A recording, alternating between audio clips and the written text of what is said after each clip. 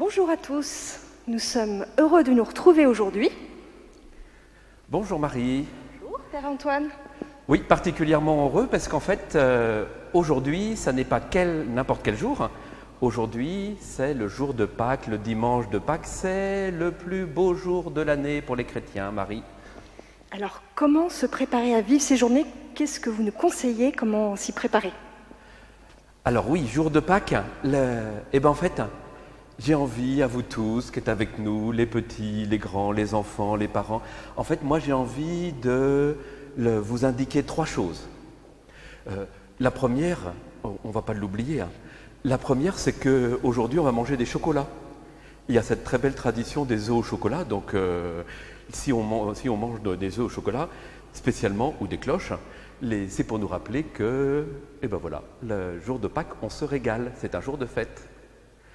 Et la deuxième chose, alors encore plus importante, c'est qu'on peut chanter plein d'Alléluia tout au long de la journée. On a plein de refrains, Alléluia, Alléluia, Alléluia, vous en connaissez plein, mais vous pouvez mettre des Alléluia partout, tout au long de cette journée, parce que Alléluia, ça veut dire, en hébreu, vive Dieu. Dieu est vivant. Et donc c'est par excellence le chant du matin de Pâques, c'est par excellence la joie de savoir que Dieu est vivant. Parce que la troisième chose, et vous le savez bien, c'est que Pâques, c'est à la fois le cœur et le sommet de notre foi.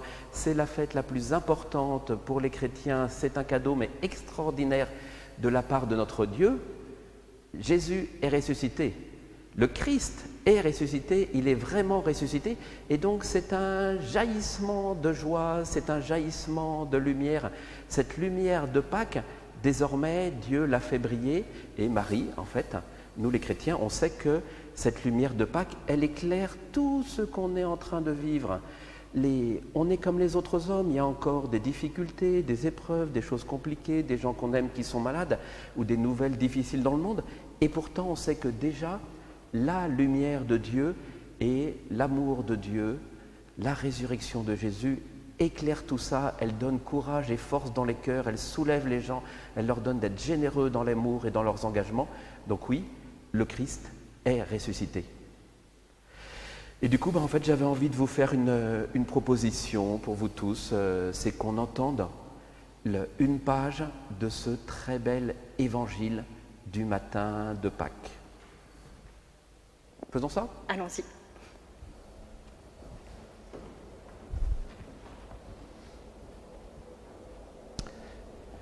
Le Seigneur soit avec vous et avec votre esprit.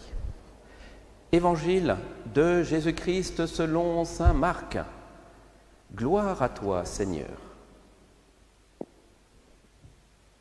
Le sabbat terminé, Marie-Madeleine, Marie, mère de Jacques, et Salomé achètent des parfums pour aller embaumer le corps de Jésus. De grand matin, le premier jour de la semaine, elles se rendent au tombeau dès le lever du soleil. Elles se disaient entre elles, « Qui nous roulera la pierre pour dégager l'entrée du tombeau ?» Levant les yeux, elles s'aperçoivent qu'on a roulé la pierre, qui était pourtant très grande. En entrant dans le tombeau, elles virent, assis à droite, un jeune homme vêtu de blanc. Elles furent saisies de frayeur, mais il leur dit, « Ne soyez pas effrayés. Vous cherchez Jésus de Nazareth, le crucifié. Il est ressuscité, il n'est pas ici. Voici l'endroit où on l'avait déposé. Et maintenant, allez dire à ses disciples et à Pierre, il vous précède en Galilée. Là, vous le verrez comme il vous l'a dit. » Le Christ est ressuscité, il est vraiment ressuscité. Très belle journée, très beau temps de Pâques à vous tous, 50 jours du temps de Pâques. Alléluia, belle fête de Pâques à vous tous.